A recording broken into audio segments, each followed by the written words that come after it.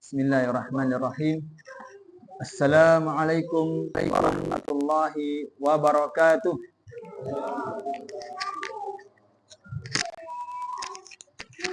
Alhamdulillahirabbil alamin. Wassalatu wassalamu ala asyrafil anbiya'i wal mursalin nabiyina Muhammadin sallallahu alaihi wasallam wa ala alihi wa sahbihi wa man tabi'ahum bi ihsanin ila yaumiddin, amma ba'du. Rabbi shrah li sadri wa yassir li amri wahlul 'uqdatam min lisani yafqahu qawli. Allahumma ati nufusana taqwaha wa zakkiha anta khairu man zakkaha anta waliyuha wa maulaha. Para hadirin jamaah salat maghrib yang berbahagia, puji syukur kepada Allah Subhanahu wa taala yang mana telah memberikan kenikmatan karunia yang sangat besar kepada kita semua, sehingga kita bisa terus istiqomah dalam menjalankan ketaatan kepadanya. Maka istiqomah adalah ibadah yang amat berat bagi kita. Kenapa? Karena istiqomah itu harus terus-menerus. Seseorang bisa saja ia senantiasa istiqomah, tetapi di pertengahan jalan dia berhenti. Maka tatkala kita istiqomah di jalan yang benar, maka insya Allah kita telah berada di jalannya para nabi dan di jalannya para orang-orang yang jujur dan di jalannya orang-orang yang mati syahid dan di jalan orang-orang yang soleh. Dan juga tatkala kita keistiqomahan, tatkala kita istiqomah di jalan yang benar, maka doa kita terkabul.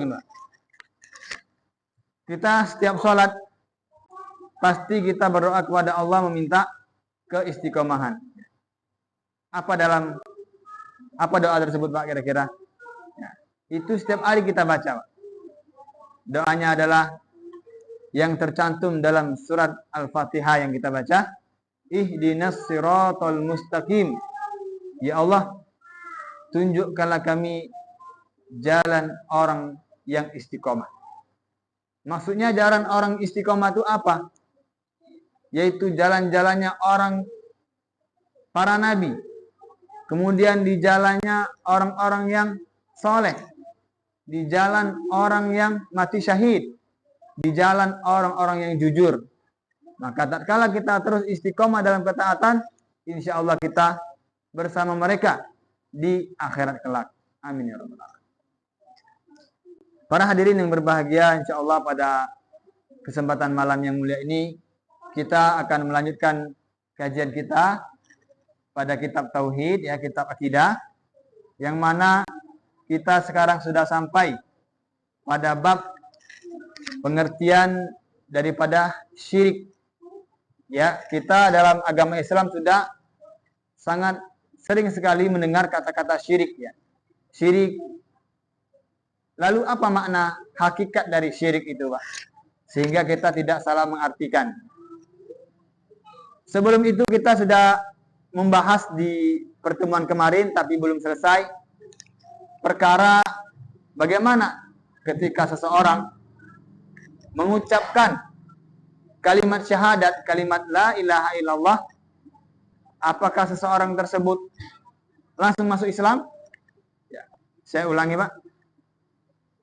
Tatkala ada seorang bukan orang Islam atau orang kafir misalnya, lalu dia mengucapkan kalimat la ilaha illallah, apakah dia langsung masuk ke Islam atau ada syarat-syaratnya? Maka kita lanjutkan pembahasan kemarin sedikit. Ada ketentuan-ketentuan yang berlaku, Pak. Yang pertama kata beliau, faman qala hadzal kalimah aliman bimaknaha, aliman bimuqtadaha min nafi syirik wa isbatil wahdaniyah. Ya.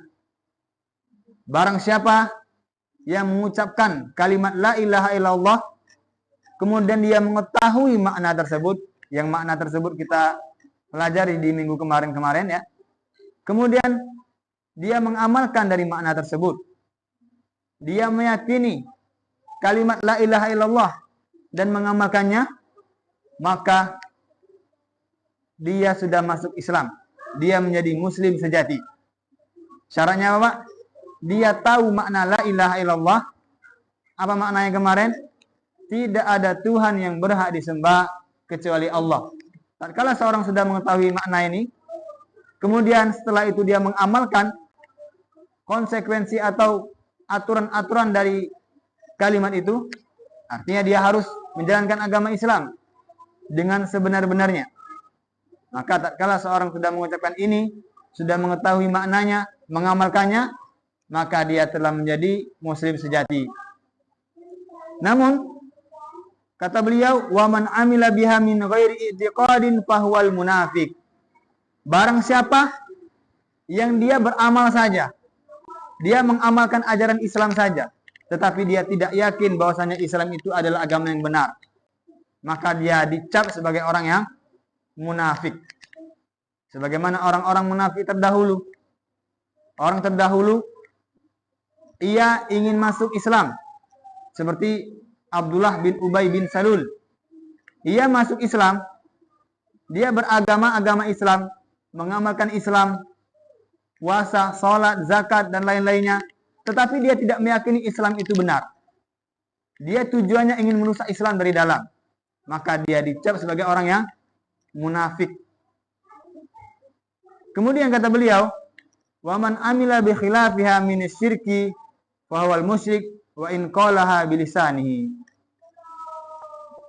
Kemudian barang siapa yang dia beramal, dia masuk Islam, kemudian dia menyamai atau mensekutuai Allah Subhanahu wa taala, maka dia dicap sebagai orang yang musyrik. Misalnya dia beragama Islam, Pak. Dia sholat, dia puasa, dia zakat, dia menyembah Allah. Dia menyembah Allah. Ya. Dia yakin agama Islam itu benar. Tetapi dia juga menyembah selain Allah. Dia juga meminta selain Allah. Maka orang ini dicap sebagai orang yang musyrik. Kenapa? Dia yakin kepada Allah dan juga yakin kepada selain Allah. Maka dia menduakan Allah dan dia dicap musyrik. Nah, itu konsekuensinya. Tetapi dia ketika dia mengetahui makna la ilaha illallah, kemudian dia mengamalkan ajaran-ajaran Islam yang dibawa kalimat la ilaha illallah, maka dia muslim sejati. Para hadirin yang berbahagia, kemudian di bab selanjutnya kita akan membahas makna dari tauhid. Kita sering sekali mendengar kata tauhid. Tauhid ya. Pasti tidak asing di telinga kita, Pak. Kalimat tauhid ini apa sebenarnya? Tauhid secara istilah, secara bahasa ya. Artinya satu atau esa. Loh, bagaimana cara membedakan antara esa dan satu? Ada beda nggak kira-kira, Pak, antara esa dan satu? Beda. Apa bedanya? Ya, kalau satu, Allah itu satu. Ya. Berarti pasti ada dua, ada tiga, ada empat. Nah, maka kalau kita bilang Allah itu satu, maka kurang tepat. Tetapi kalau kita bilang Allah itu esa, berarti Allah itu esa, satu yang tidak ada duanya. Ada esa yang esa kan satu, ada sebutan duanya, Pak? Nggak ada. Kalau esa berarti satu. Nah, tauhid, makna tauhid secara istilah ialah, kata beliau di sini, ifradullah bima yahtassu bihi wa yajibu lahu minal uluhiyah war rububiyah wal asma wa sifat. Tauhid secara istilah ialah mengesakan Allah. Artinya kalau mengesakan Allah, menyatukan Allah, menjadikan Allah itu satu, mengesakan Allah. Artinya menganggap Allah itu hanyalah satu. atau esa. Dari sisi mananya? Pertama, kita mengesakan Allah dari segi peribadatan. Mengesakan Allah dari sisi peribadatannya. Artinya, kalau kita beribadah hanya kepada Allah saja. Kemudian mengesakan Allah dari sisi rububiyahnya, penciptaan. Maksudnya apa? Kita mengesakan Allah, maksudnya kita meyakini hanya Allah saja yang menciptakan, yang memiliki, yang mengatur seluruh alam. Itu. Kemudian mengesakan Allah dari sisi Allah memiliki nama-nama dan memiliki sifat-sifat yang agung. Jadi hanya Allah lah yang memiliki nama-nama dan sifat-sifat yang mulia, yang agung. Seperti Allah Maha Pemberi rezeki, Allah Maha Kaya, Allah Maha berat hukumannya, Allah Maha Penyayang, Allah Maha Pengasih. Dan kita hanya mengesahkan itu hanya Allah Subhanahu wa taala yang berhak. Paham ya? Jadi ada 3 tadi. Yang pertama, tauhid adalah mengesahkan Allah dari sisi peribadatan. Ya, ini hanya kepada Allah lah kita menyembah. Kemudian kita meyakini hanya Allah lah yang menciptakan, yang mengatur dan memiliki alam semesta ini. Kemudian yang ketiga, kita mengesahkan Allah dan kita meyakini hanya Allah lah yang memiliki nama-nama dan sifat-sifat yang agung. Nah, itu tauhid ya. Kemudian jamaah rahimakumullah, kita harus meyakini Pak, fitrah atau tabiat manusia atau hukum asal manusia itu adalah Islam. Meyakini Allah Subhanahu wa taala. Baik dia dilahirkan dari agama manapun. Baik dia dilahirkan dari agama Kristen misalnya, agama Hindu, agama Yahudi, Nasrani, dan lain-lainnya. Pada hakikatnya Pak, mereka itu bayi yang baru lahir itu adalah Islam. Fitrahnya atau tabiatnya adalah Islam. Apa kata Allah Subhanahu wa taala? Fitratullahi allati fatara an-nas 'alaiha. Fitrah Allah itu adalah fitrahnya manusia. Fitrah untuk menyembah Allah itu adalah hukum asal manusia. Jadi Pak, dari ayat ini kita bisa menyimpulkan ketika bayi baru lahir dan dilahirkan oleh ibu dan bapak yang Nasrani misalnya. Ketika dia baru lahir dan meninggal sebelum baligh, sebelum diajarkan, maka dia meninggal dalam keadaan Islam. Ya. Lalu bagaimana ketika dia lahir dan dia jadi agama mengikut bapak dan ibunya? Ya, sesuai ajaran bapak dan ibunya. Tetapi hukum asal bayi yang baru lahir, maka dia Islam, dilahirkan secara Islam. Ketika dia meninggal, bayi ini meninggal dan dia masih bayi, maka dia meninggal dalam keadaan Islam. Ya. Tadi ayatnya ya, la tabdila li khalqillah. Tidak bisa diganti fitrah ini. Maka fitrahnya tetap Islam. Kemudian pertanyaannya, terkala seseorang bayi yang lahir kemudian dia diajarkan agama-agama selain Islam sesuai agama bapak dan ibunya, lalu agama apa yang dia ikuti? Maka agama aslinya adalah sesuai dengan yang diajarin orang tuanya.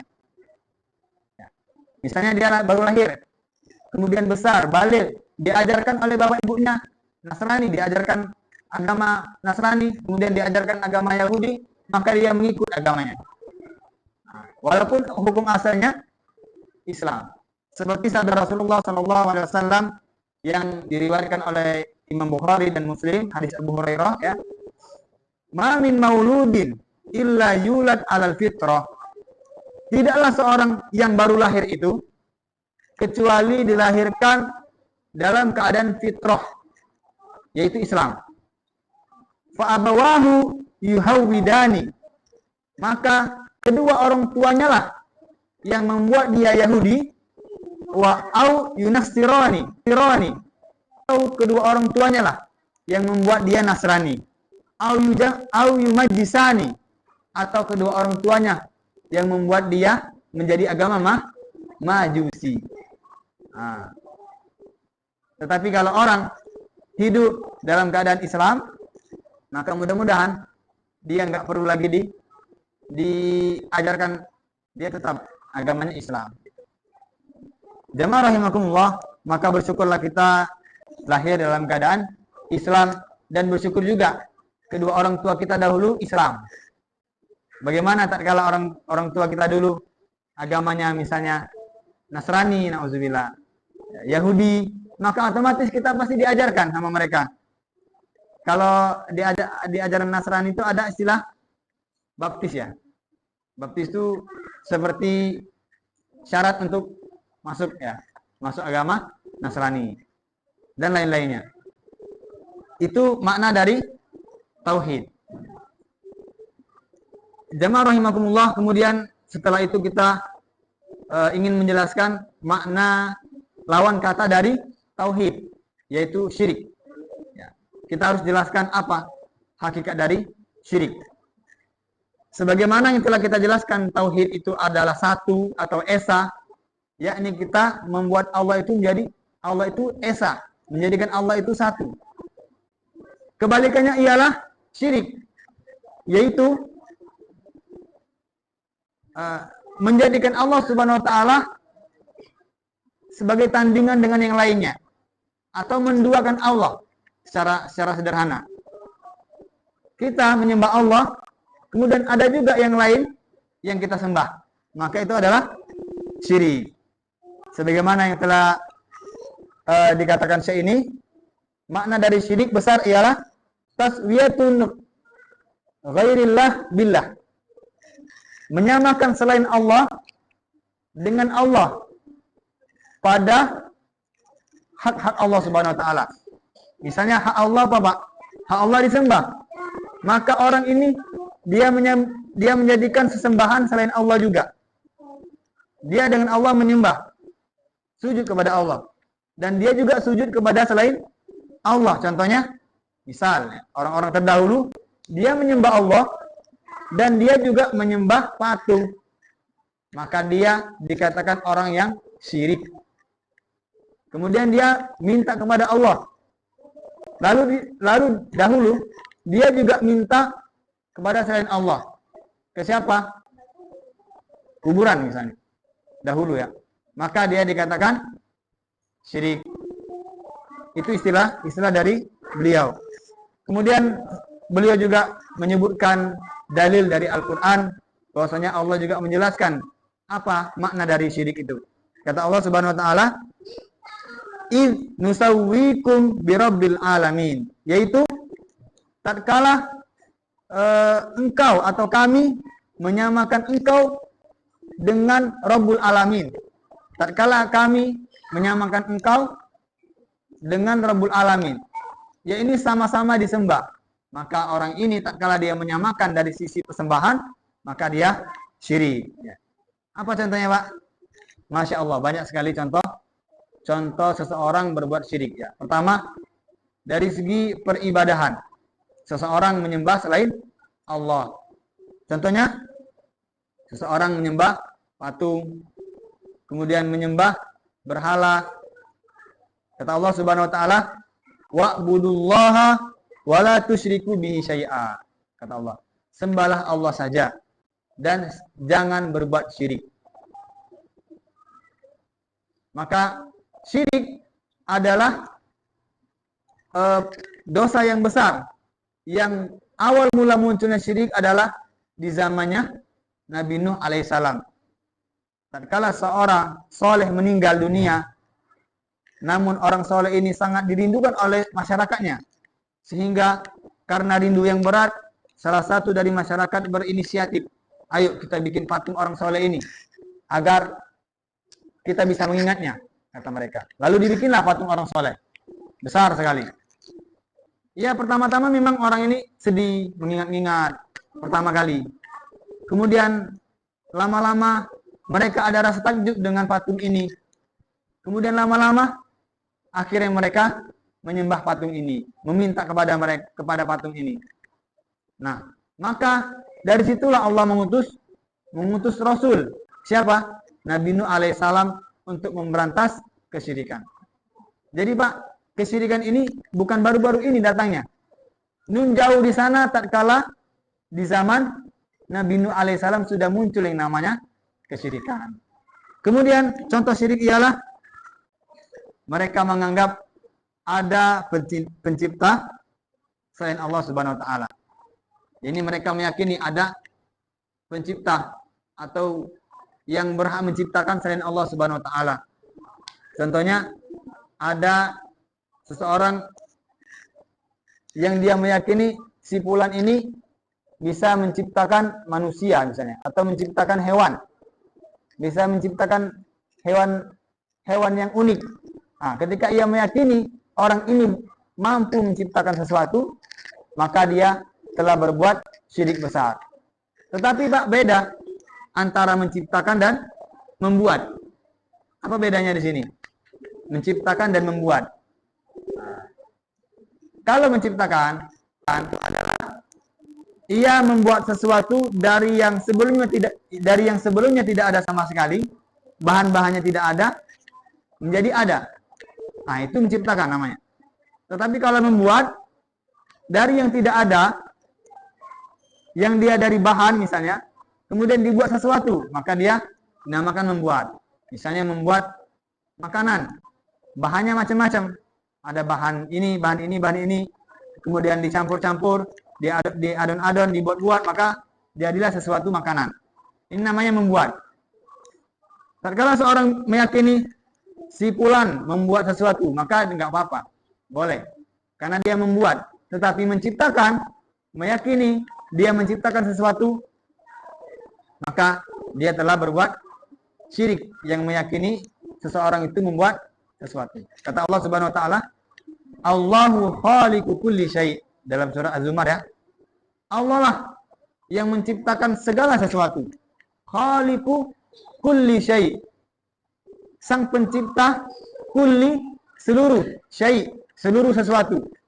Jadi kalau seluruh sesuatu Pak, maka apa yang ada yang kita lihat maupun yang tidak mampu kita lihat, Allah lah yang menciptakan. Jangankan bumi ini Pak, langit ke-1 yang berisi ribuan planet, langit kedua yang berisi jutaan planet, sampai langit ke-7, maka Allah lah yang menciptakan. Bukan hanya menciptakan, mengurusi, memberi rezeki, dan mengatur sesuai porosnya. Nah itu ya. Kemudian contoh-contoh syirik besar ialah tatkala seseorang berdoa kepada selain Allah. Kita sudah mengetahui Pak ya, bahwasanya berdoa itu adalah perbuatan ibadah. Bahkan sahabat dahulu itu sangat memperbanyak berdoa Pak. Bahkan sebagian dari mereka mengatakan, saya berdoa ini bukan serta-merta berharap untuk dikabulkan, tetapi saya berdoa hanya untuk memperbanyak pahala, karena berdoa itu adalah ibadah. Namun tak kalah